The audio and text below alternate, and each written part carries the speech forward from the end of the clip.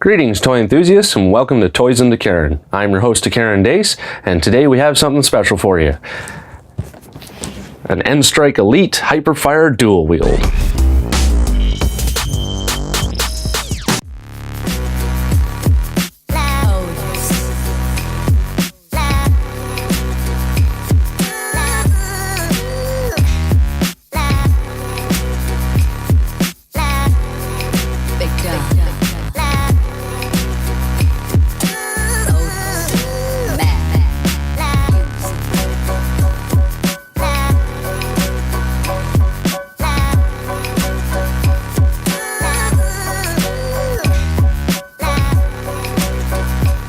So there we go, two N-Strike Elite Hyperfires. Been one that I've wanted in my collection for a long time, but the price point has always been a little steep. But we found these at a pretty good price, and I'm just gonna get some batteries into them and have a look over, and then I'll share my thoughts.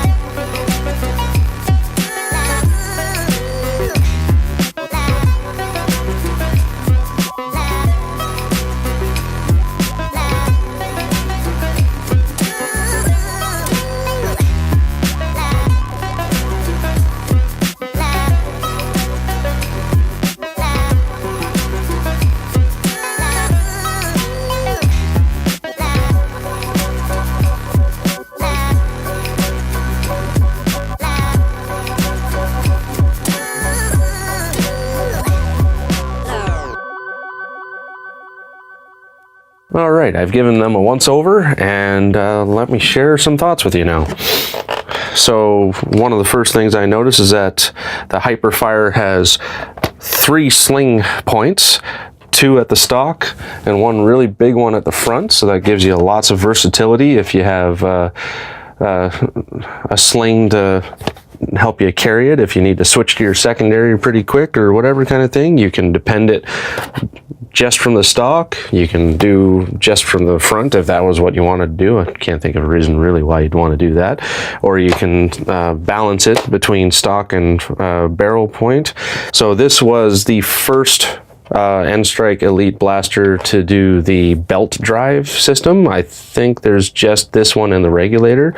Correct me in the comments if you can think of another one that has already been released. But you can see that the jam door reveals the belt drive up in there. Obviously the belt drive, I think, compared to the flywheel system where you would slide the door back, the belt drive jam door style gives you a little bit less room to work with, but still should be plenty of space to get anything out of there if you need to. Locks solid. Nice to see. So what do we have? Okay, so before I forget, let's get back into my Nerf, not so Nerf. So the sling mounts, the versatility of that, the fact that they're easily identifiable points on the blaster, that's definitely a Nerf. Belt drive with the regulator, I really love the speed of fire, the rate of fire that thing manages. I'm looking forward to seeing what this thing can do. Not so Nerf, as I was about to say, is the fact that Hasbro Nerf went with just a single tactical rail on this thing. Obviously you can see there's this whole panel right there and this whole panel right there that would have been perfect for side tactical rails, but for whatever reason they didn't go with that. I do like this front grip, so Nerf, but at the same time not so Nerf with their decision to go with a drum mag on this magazine. I don't know whether it's just adult hand, if a child's handling of the weapon would do better with this or not, but feels kind of irritating to have your wrist rubbing against the drum mag when you're trying to get a solid grip on the front. It feels like it's pushing my arm further out than I'd want it to, rather than nice and tucked in. So as you can see in the grip, it's a thumb hole grip. Honestly, this grip feels really comfortable even for an adult hand, but it feels like it would be small enough for a smaller child, even to the point of younger than 10 years of age. You've got your trigger, your flywheel activation, and your mag release. And as I've said in a previous review, I forget which one, but this is the organization that I just love, that I think the Rapid Strike started. You've got everything in close proximity. One thing for your trigger finger, the trigger, and then your middle finger, I won't stick it up by itself, for the flywheel activation, and the mag release, which is nice and smooth. The lock releases very nicely with the button, but the mag is nice and solid in there. So let's see, we'll go over all that. So the grip design, a little like very, very close in, but still comfortable. So definitely Nerf. The proximity of all of the triggers, the fire trigger, the flywheel activation, and the mag release, all within that period, space, I should say. Very Nerf.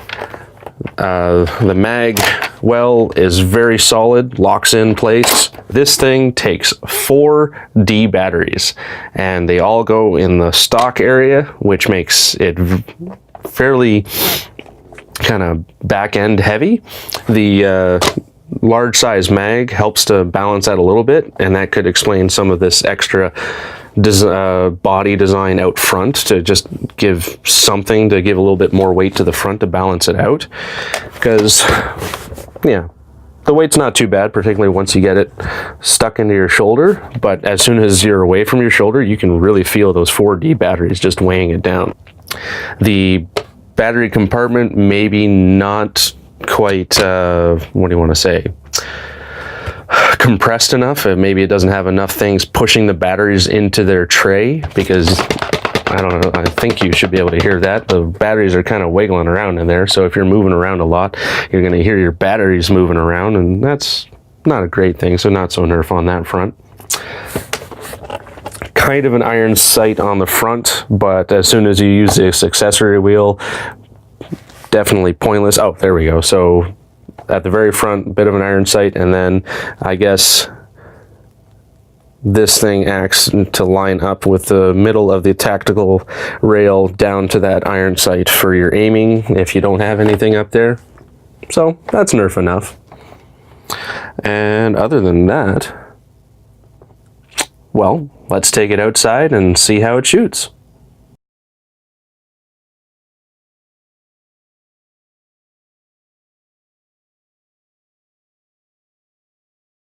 Pretty satisfying firing test. That belt drive definitely fires pretty good, and I think it fires just that little bit faster than the regulator even, but that could just be because of the extra settings they put into the regulator to let it shoot 1, 3, or automatic kind of thing. There could be something in there, but other than that, definitely a really good way of maximizing your foam down at your target.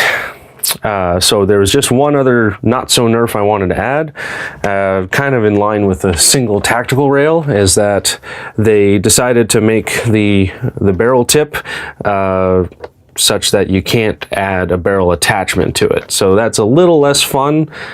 I guess not a horrible crime in the end. I think that's the design of this thing, is to just maximize your foam flinging, because the firing rate is insane on this, if you have fresh batteries, that is.